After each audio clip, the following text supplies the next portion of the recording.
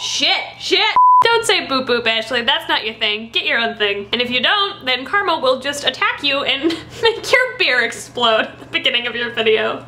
Hey there. Hello YouTube and welcome to A Beer and a Chat, the series where I just sit down and talk with you about thoughts and feels and issues that are filling my brain. It's fun, it's cathartic, I learn a lot from you guys in the comments, and there are drinks. If I'm being honest with you, I really wanted the second episode of A Beer and a Chat to be kind of lighthearted, more funny, especially since the last one was kind of heavy. I got a little heated in moments. But then when I was outlining chats and thinking about topics in my head, I kept revisiting the same subject. So I decided that was kind of a sign. I always want these videos to be really organic and never forced, so if I keep thinking about something, I should probably talk about it.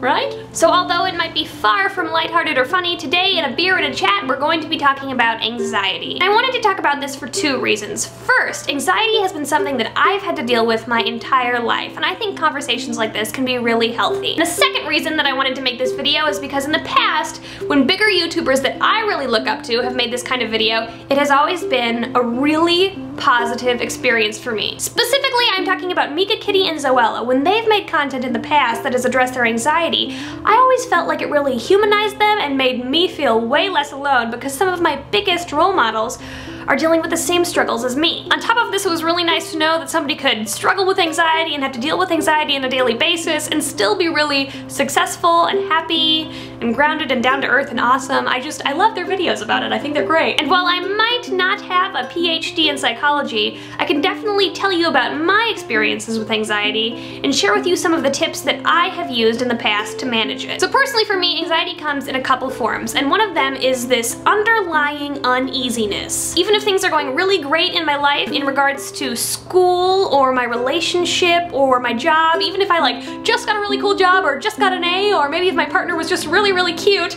I'll still feel anxious or worried that something's going to go wrong. And this can definitely be frustrating because it makes it much more challenging to appreciate it or even feel satisfied in any of my successes. And the second form that I experience anxiety in is panic attacks. And let me just tell you that panic attacks are the worst. Oof.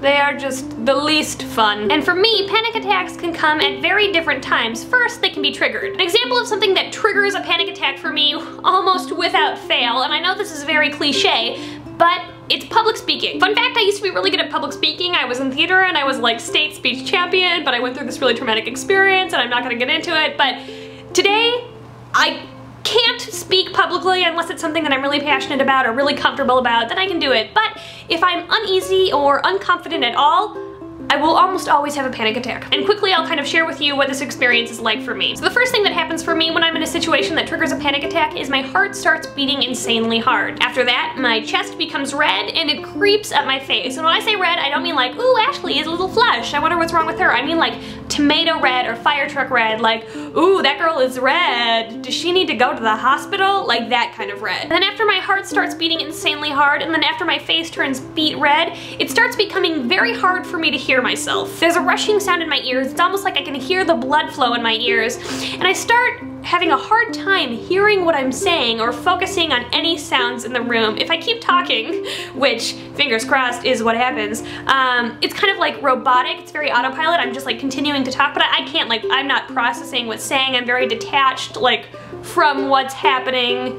It's scary. And then after that, sometimes things go gray. I have fainted in the past. It's not good. It can be really hard though, because what do you do when you're in a university setting? You have to speak publicly, and I know that if I explained to a professor that I had severe public speaking anxiety, they would just look at me and say, everyone gets nervous about speaking. That's part of college. You need to learn these skills. Which is definitely fair in some ways, and I can see where they're coming from, but what I don't think they understand is that if they ask me to go up in front of the room and speak publicly, there is a decent likelihood that I'm going to actually pass out. And then besides panic attacks that occur because of some kind of trigger, I can also just have them out of the blue. I can just be chilling in front of the TV, enjoying some macaroni and cheese, and all of a sudden I'll start thinking about something and worrying about something neurotically, and my body freaks out. It's no fun, but it definitely happens, and I wanted to make this video in case some of you were going through a similar struggle and were feeling kind of alone. Sometimes I think people are way too afraid to talk about mental health. But the reality is a lot more people than you expect are dealing with anxiety. Two things that I do to help me manage my anxiety are first, become knowledgeable about it. Now, Googling anxiety and panic attacks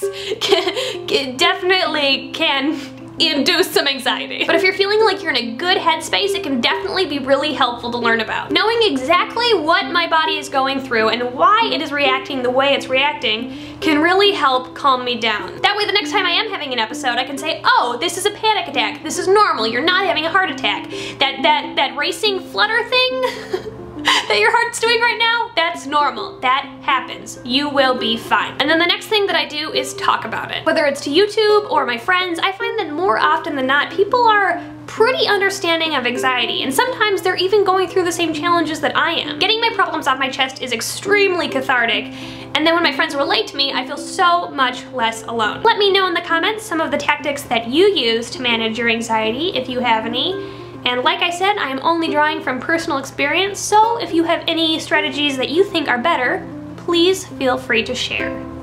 Okay, bye! Follow me on Twitter. I've been asked on behalf of Ashley to have you subscribe and like. Pretty please for me. Like for me, please like for me. Pretty please for me, I'll give you fake money.